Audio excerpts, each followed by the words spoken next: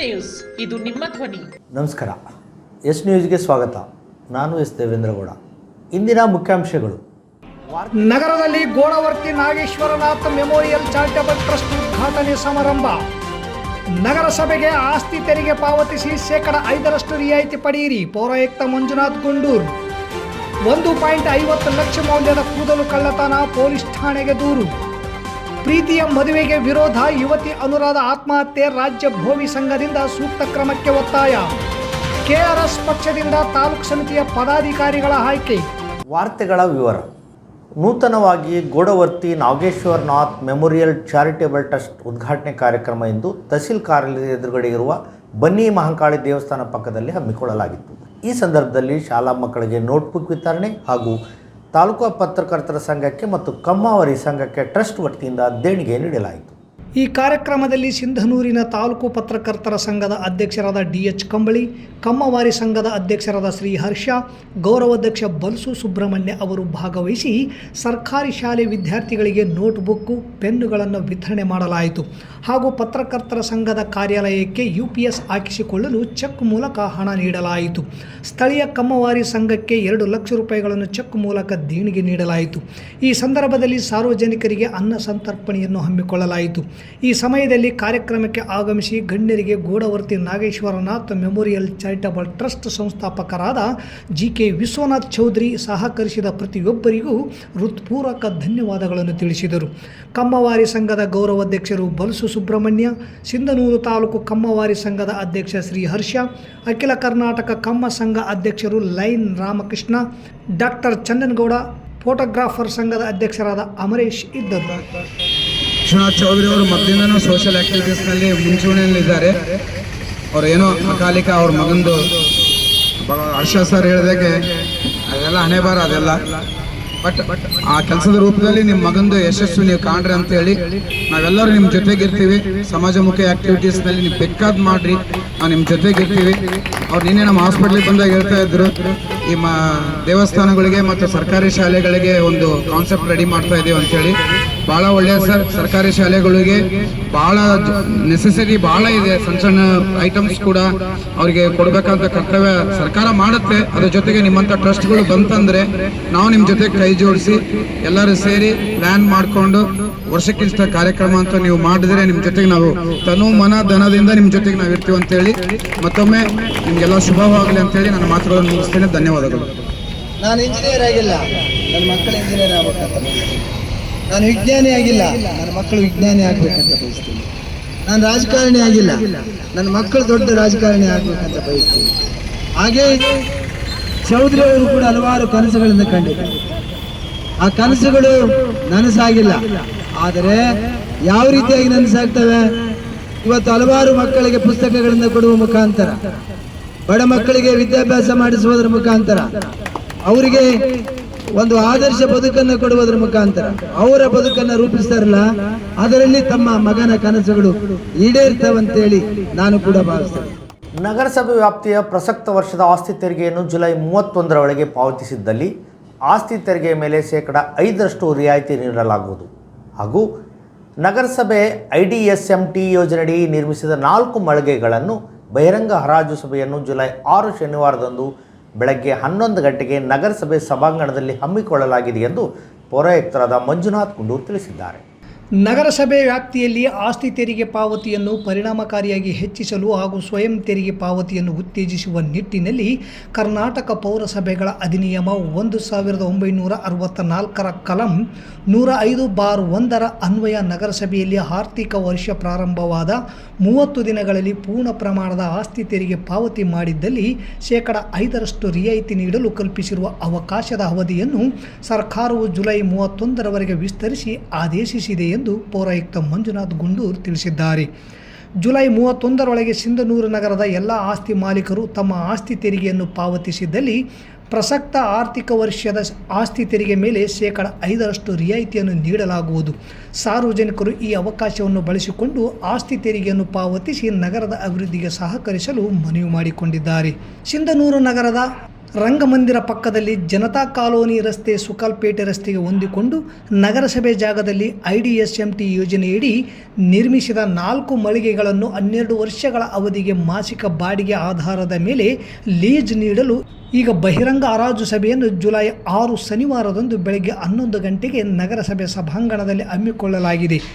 ಬಿಡ್ದಾರರು ಈ ಹರಾಜಿನಲ್ಲಿ ನಿಯಮಾನುಸಾರವಾಗಿ ಭಾಗವಹಿಸಲು ಮತ್ತು ಸಮಸ್ತ ಸಾರ್ವಜನಿಕರಿಗೆ ನಗರಸಭೆ ಪೌರಾಯುಕ್ತ ಮಂಜುನಾಥ್ ಗುಂಡೂರ್ ಮನವಿ ಮಾಡಿದ್ದಾರೆ.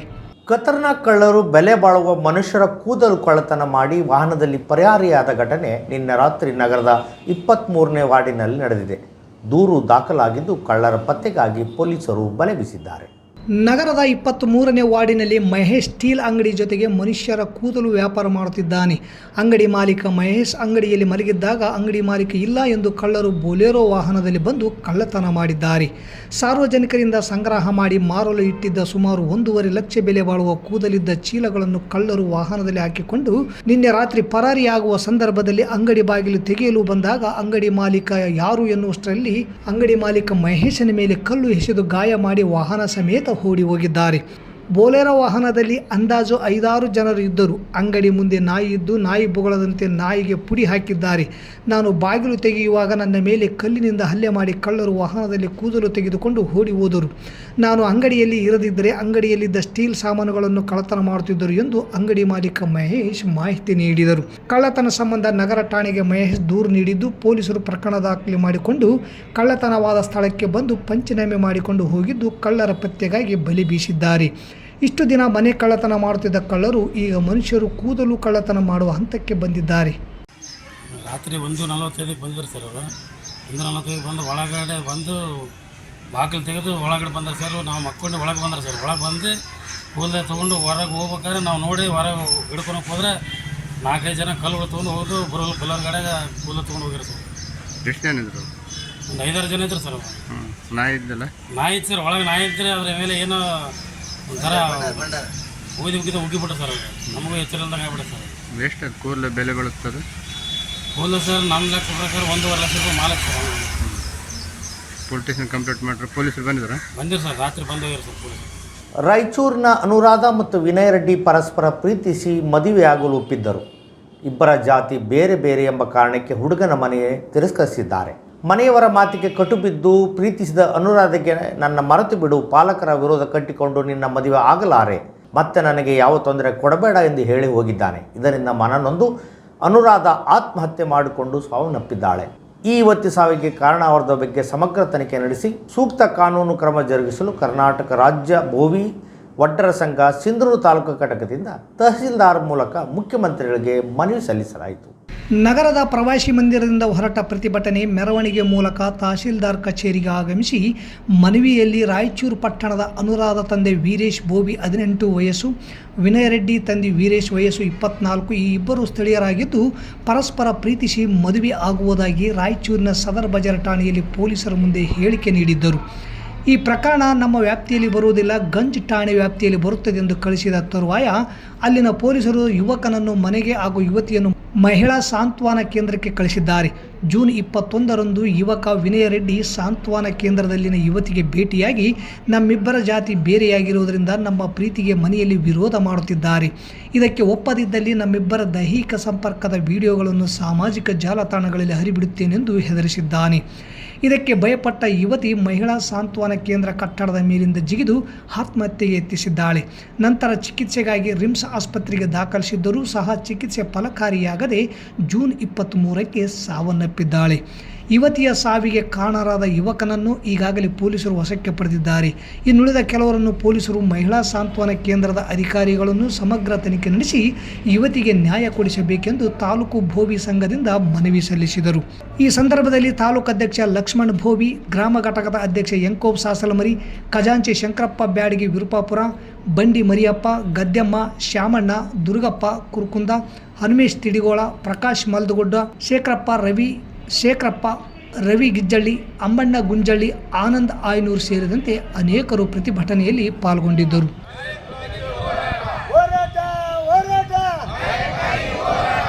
24ರಂದು ರಾಯಚೂರು ನಗರದ ನಿವಾಸಿಯಾದಂತಹ ಭೋವಿ ಸಮಾಜದ ಅನುರಾಧ ಅಂತಕ್ಕಂತಹ ಮಹಿಳೆಗೆ ಅನ್ಯಾಯವಾಗಿದ್ದು ಪ್ರೀತಿಸಿ ಪ್ರೀತಿ ಮಾಡಿ ವಿನಯ್ ರೆಡ್ಡಿ ಅಂತಕ್ಕಂಥ ಒಬ್ಬ ಅನ್ಯ ಜಾತಿಯ ಯುವಕ ಪ್ರೀತಿಸಿ ಆ ಹುಡುಗಿಗೆ ಅನ್ಯಾಯ ಸಿಗಿದ್ದು ಮನನೊಂದು ಸಂತ್ರಸ್ತ ಕೇಂದ್ರದ ಕಟ್ಟಡ ಮಹಡಿಯಿಂದ ಆತ್ಮಹತ್ಯೆ ಮಾಡಿಕೊಂಡ ದುರ್ಘಟನೆ ನಡೆದಿದ್ದು ತುಂಬ ವಿಷಾದಕರ ಅಂತ ಒಂದು ವಿಷಯ ಅನಿಸುತ್ತದೆ.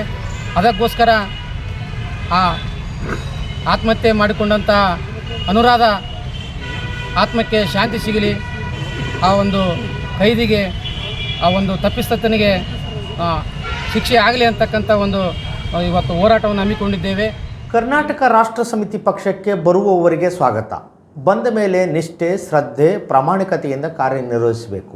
ಪಕ್ಷದ ಸಿದ್ಧಾಂತಗಳಿಗೆ ಅನುಗುಣವಾಗಿ ತಾಲೂಕಿನಾದ್ಯಂತ ಪಕ್ಷವನ್ನು ಸದೃಢವಾಗಿ ಸಂಘಟಿಸಿ ಜನಪರ ಹೋರಾಟಗಳನ್ನು ಕೈಗೊಳ್ಳಬೇಕೆಂದು ಜಿಲ್ಲಾ ಪ್ರಧಾನ ಕಾರ್ಯದರ್ಶಿ ವಿಜಯ್ ಕುಮಾರ್ ಪೋಳ್ ಹೇಳಿದರು. ನಗರದ ಪತ್ರಿಕಾ ಭವನದಲ್ಲಿಂದು ಸುದ್ದಿಗೋಷ್ಠಿ ನಡೆಸಿ ಮಾತನಾಡಿದ ಅವರು, ರಾಜ್ಯ ಹಾಗೂ ಜಿಲ್ಲಾ ಸಮಿತಿ ಸಲಹೆ ಮೇರೆಗೆ ತಾಲೂಕಿನಲ್ಲಿ ಸಮಿತಿ ರಚಿಸಿ ತಕ್ಷಣದಿಂದ ಜಾರಿಗೆ ಬರುವಂತೆ ಪದಾಧಿಕಾರಿಗಳನ್ನು ಆಯ್ಕೆ ಮಾಡಲಾಗಿದೆ. ಸಮಿತಿಯ ಕಾಲಾವಧಿ 3 ವರ್ಷ ಮತ್ತು ಜಿಲ್ಲಾ ಸಮಿತಿಯ ವಿಶ್ವಾಸ ಇರುವ ತನಕ ಇರುತ್ತದೆ. ಒಟ್ಟು 7 ಜನ ಪದಾಧಿಕಾರಿಗಳನ್ನು ಆಯ್ಕೆ ಮಾಡಲಾಗಿದೆ.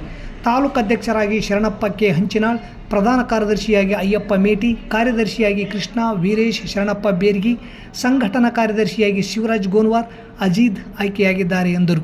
ಈ ವೇಳೆ ಜಿಲ್ಲಾ ಉಪಾಧ್ಯಕ್ಷ ಬಸವಪ್ರಭು ಮೇದಾರ್, ಜಿಲ್ಲಾ ಕಾರ್ಯದರ್ಶಿ ಗಂಗಾ ಕೆ ಸೇರಿದಂತೆ ಅನೇಕರಿದ್ದರು. ತಾಲೂಕು ಸಮಿತಿ ಕಾಲಾವಧಿ 3 ವರ್ಷ ಆಗಿರ್ತದೆ ಸರ್.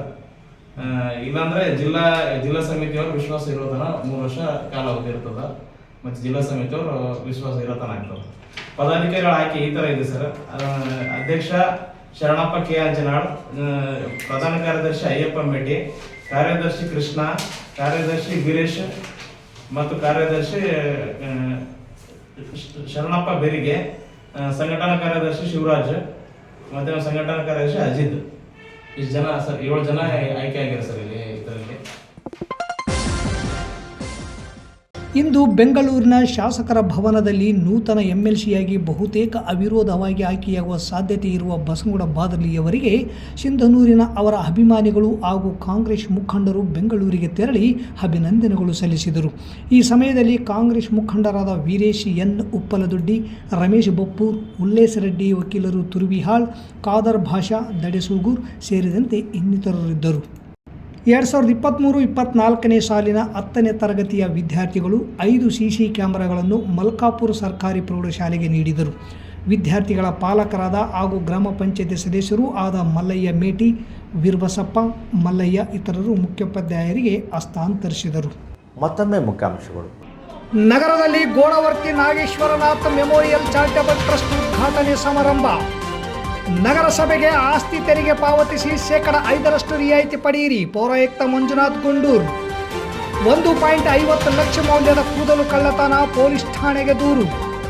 ಪ್ರೀತಿಯ ಮದುವೆಗೆ ವಿರೋಧ, ಯುವತಿ ಅನುರಾಧ ಆತ್ಮಹತ್ಯೆ, ರಾಜ್ಯ ಭೋವಿ ಸಂಘದಿಂದ ಸೂಕ್ತ ಕ್ರಮಕ್ಕೆ ಒತ್ತಾಯ. KRS ಪಕ್ಷದಿಂದ ತಾಲೂಕು ಸಮಿತಿಯ ಪದಾಧಿಕಾರಿಗಳ ಆಯ್ಕೆ. ಇಲ್ಲಿಗೆ ವಾರ್ತಾ ಪ್ರಸಾರ ಮುಕ್ತಾಯವಾಯಿತು. ನಿರಂತರ ಸುದ್ದಿಗಾಗಿ ವೀಕ್ಷಿಸಿ ಎಸ್ ನ್ಯೂಸ್. ಇದು ನಿಮ್ಮ ಧ್ವನಿ. ನಮಸ್ಕಾರ.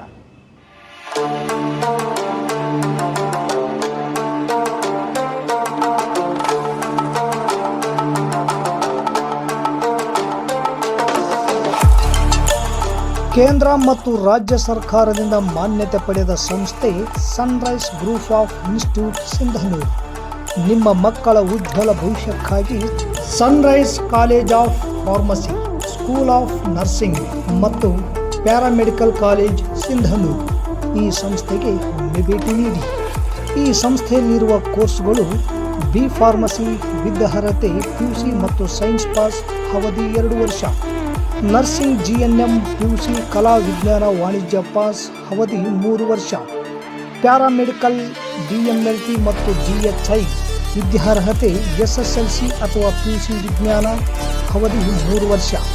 ಸಂಸ್ಥೆಯ ವಿಶೇಷತೆಗಳು: ಅನುಭವಿ ಉಪನ್ಯಾಸಕರಿಂದ ಬೋಧನೆ, ಪ್ರತಿ ಶನಿವಾರ ತಜ್ಞ ವೈದ್ಯರಿಂದ ವಿಶೇಷ ಉಪನ್ಯಾಸ, ಸುಸಜ್ಜಿತ ಕಟ್ಟಡ, ಸ್ಮಾರ್ಟ್ ಕ್ಲಾಸಸ್, CC ಕ್ಯಾಮೆರಾ ಅಳವಡಿಕೆ, ವಿದ್ಯಾರ್ಥಿಗಳಿಗಾಗಿ ಕಲಿಕಾ ಅನುಭವಕ್ಕಾಗಿ ಸಿಂಧನೂರು ಹಾಗೂ ವಿವಿಧ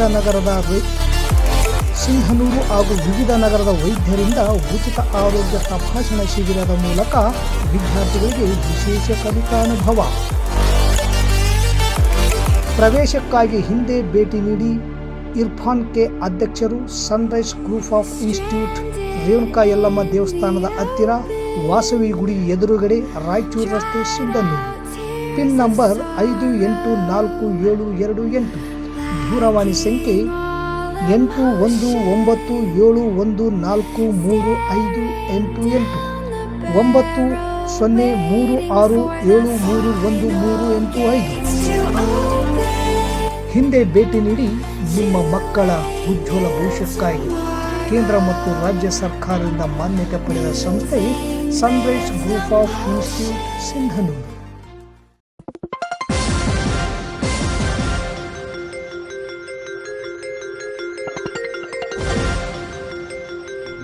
ಎಸ್ ನ್ಯೂಸ್, ಇದು ನಿಮ್ಮ ಧ್ವನಿ.